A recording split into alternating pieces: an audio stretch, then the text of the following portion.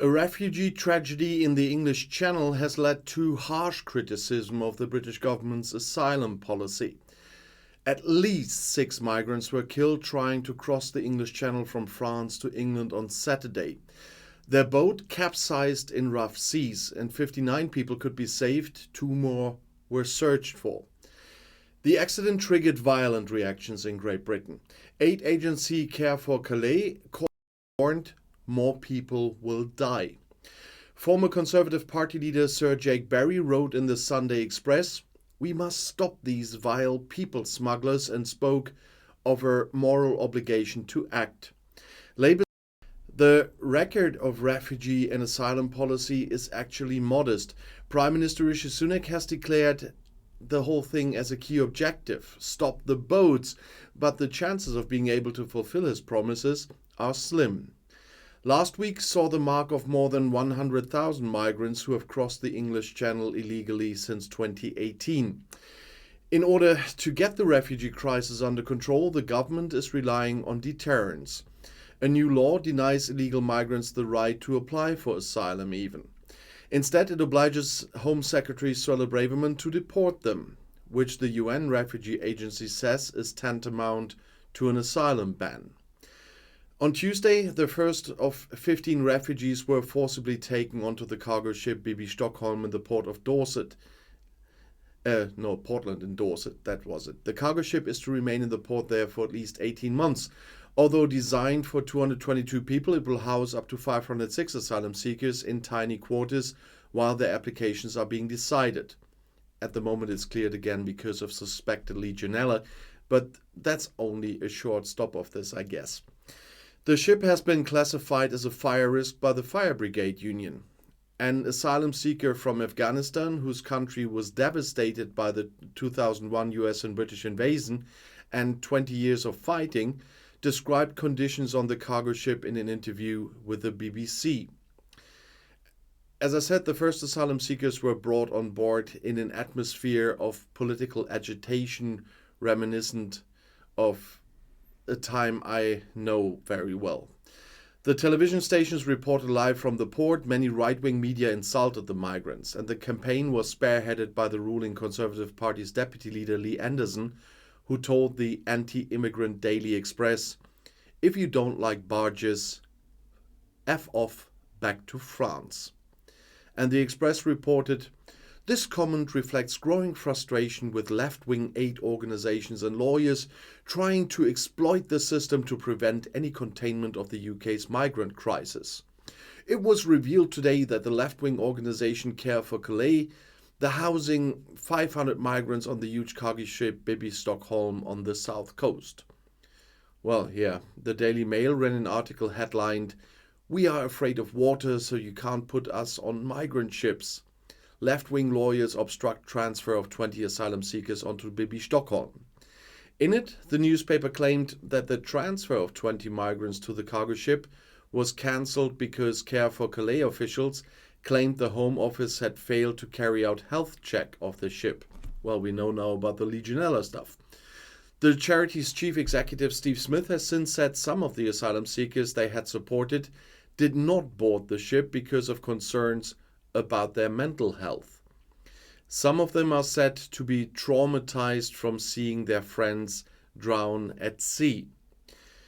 Justice Secretary Alexander John Gervais Chalk hailed Anderson's robust intervention, claiming it expressed a justifiable outrage of the British people.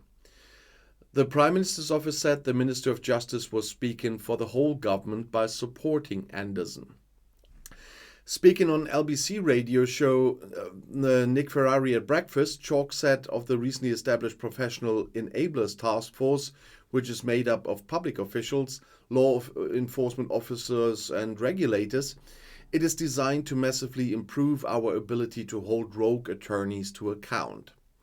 And Home Secretary Suella Braverman, who has publicly spoken of her obsession and dream to ship migrants to Rwanda, took up the issue in the Daily Mail and threatened, "Criminal immigrant lawyers must be taken down and brought to justice. We know that some of them are lying to help illegal immigrants trick the system. The people want to end illegal migration. I am determined to take action against these immoral lawyers and stop the boats. She ended her tirade by threatening, because of these scammers, it's going to be harder to deport people who have no right to be here. They must feel the full force of the law. I want the worst of them to go to jail, and we have laws to hold them accountable. Labour's main criticism of Anderson's statement was that he used obscene terms. And London's Labour Mayor Sadiq Khan tweeted, "Language matters." But if Labour were in power, their migration policies would not differ an iota from those of the Tories.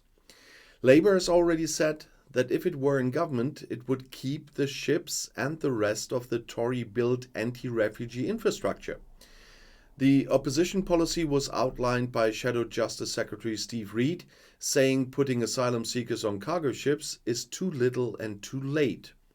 For 13 years, they have stood idly by while illegal immigration spiraled out of control.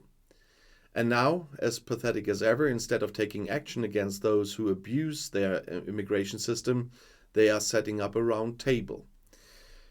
Anderson himself was a Labour councillor for a long time. He was previously a miner in the Nottinghamshire coalfield, from which the Thatcher government staged a mass strike break during the 84-85 miners' strike through the formation of the Union of Democratic Mine Workers. In 2015, he was elected to Ashfield Borough Council for Labour.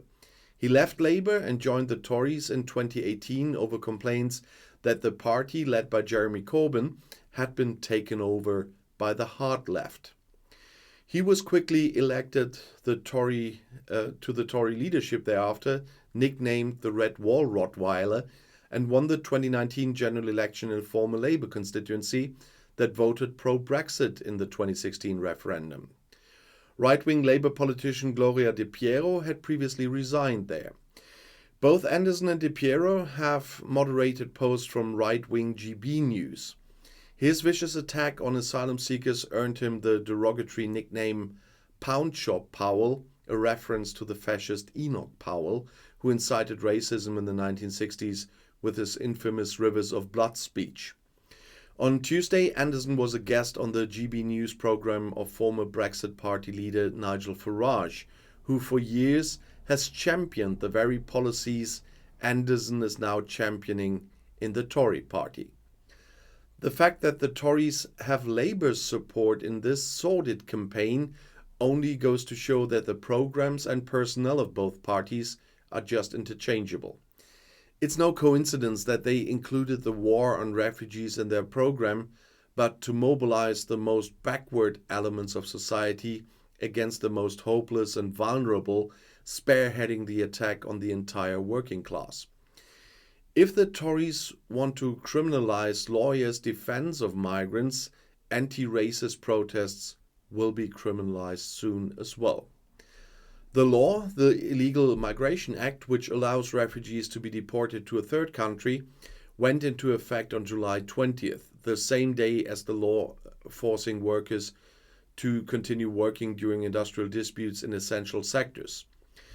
Prime Minister Rishi Sunak proudly stated, "We are making progress and today passed new legislation that will play an important role in our efforts to stop boats, boost economic growth, and allow the public access to essential services despite disruptions." The Tories are discussing deporting anyone arriving in a small boat to Rwanda or the volcanic island of Ascension in the South Atlantic, 4,000 miles away, using the Illegal Migration Act. Other third countries under consideration as deportation destinations include at least 5 African countries, including Niger, a poverty-stricken state that is on the verge of a catastrophic war with its neighbors at the moment. So this refugee policy in the UK is getting one thing now, and that's only politics, because there's no reason or anything behind it anymore. And that Labour plays the same card just confirms why I'm very angry on Labour in what they are doing going towards the next general election. They would do everything and say everything to get into power, just as the Tories do. So there's just the choice between two evils here, and I'm not looking very forward into the near future there. If you are interested in more videos on current British politics or Brexit, the next video is right here in the end screen. I'll see you there. I'll be back.